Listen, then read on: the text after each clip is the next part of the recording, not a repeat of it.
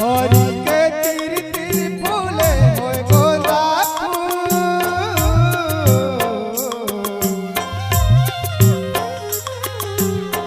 हरी के तिर तिर फूले गोलाप हे भक्ति लगा ले झंडा पे तेरा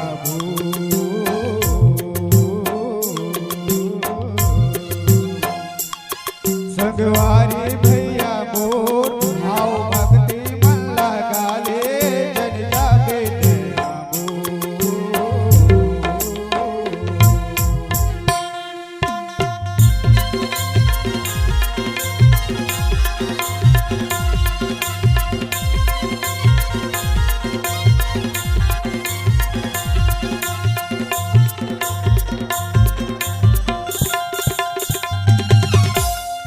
पियत भर ले पानी रे पिए पियत भर ले आओ भक्ति कर ले जियत भर ले सगवाई भैया मोर भक्ति ला कर ले जियत भर ले सगवाई रे भैया भक्ति ला कर ले जियत भर ले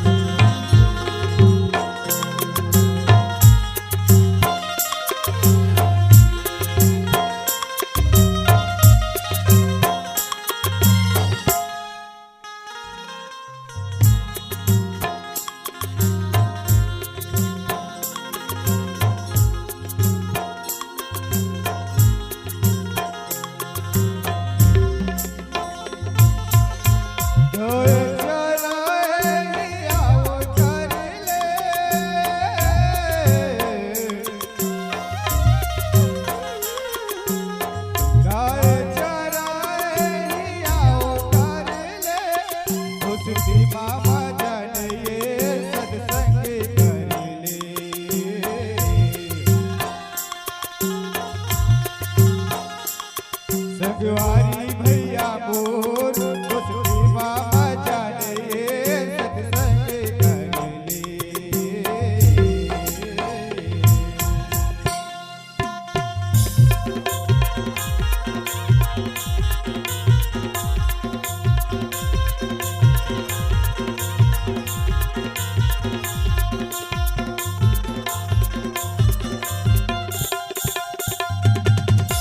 कर ले पियत भर ले